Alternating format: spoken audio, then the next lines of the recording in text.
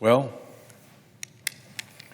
we are headed into a miserable situation. It is a miserable situation for all of the federal employees around the globe who are going to be put into shutdown mode. It is a miserable situation for our country as the rest of the world looks at us as the gang that can't get its act together and pass simple funding bills for the government. It is an extraordinarily frustrating moment to be here now.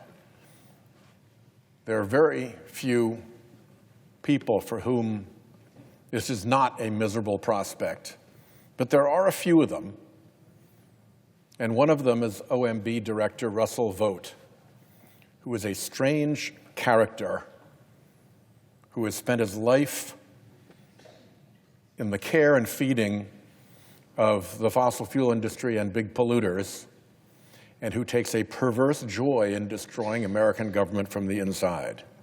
So there will be misery ahead for most normal people, not counting the weird ones who like inflicting pain and doing damage for the benefit of a bunch of creepy right-wing billionaires who've propped them up their whole lives. And the reason we're here is really twofold. One, as they've shown during the Trump regime, Republicans really don't want to govern. They want to rule. They don't want to talk to Democrats, even where they need our votes. Here they need our votes. And yet, what have we been offered to get those votes? Nothing. Not even discussions. The president only met with the Democratic leaders just yesterday.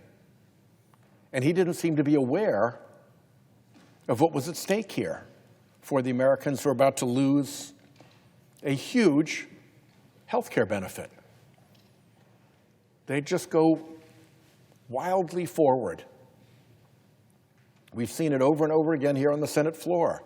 How many times in just the few months that we've been here in this administration have Republicans done the thing that they were furious when we even talked about doing, to overrule the parliamentarian and change the rules to make things easier for themselves rather than negotiate with us? My count is 4 already. 4! And we're only 9 months in. They don't want to govern. They don't want to talk to us. They want to rule. They want to dictate to us. And at the same time, the other reason we're here is that there's this strange Republican fixation with taking health care away from people. I do not understand it. There are lots of Republican constituents who really depend on Medicaid, who really feel great that they're on Medicare, who really have their family budgets made possible by the credits from the Affordable Care Act. It's not like Democrats get the benefit of this. Everybody gets the benefit of this. And yet, what have we been put through just in these months? $1 trillion in cuts to Medicaid. $1 trillion in cuts to Medicaid.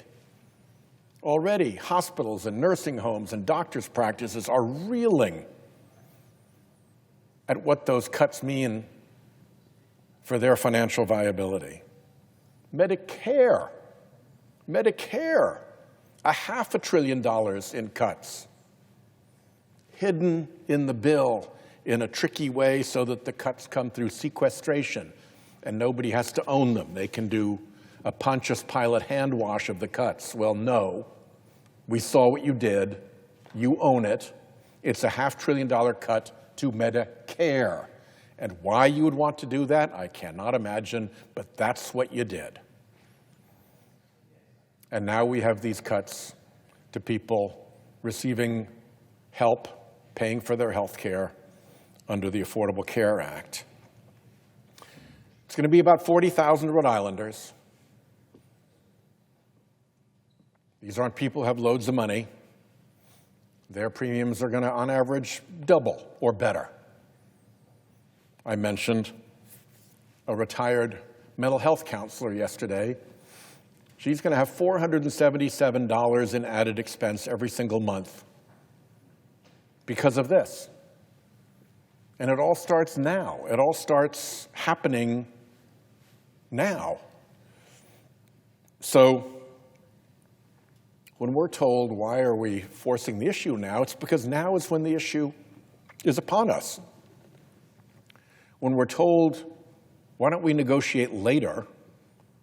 My question is, why aren't we negotiating now? Why would we believe when we're told that you'll negotiate later on this when you won't negotiate now on this? Now, when you need our votes, you won't negotiate on something that you say you'll negotiate later? Why does that make any sense? Why is that even remotely credible? The harm starts now. The negotiations should start now. And frankly, what Democrats are asking for is something you ought to be doing anyway, just to help your own constituents. This shouldn't be hard at all. We should not be here having this conversation. This should have been resolved already, except that the Republican majority wants to rule, not govern, and they have this strange fixation with taking away health care, even from their own constituents. Over and over again, we've seen it. We've seen it with the repeated overrulings of the parliamentarian. We've seen it with the Beautiful for Billionaires bill that got rammed through with a simple majority.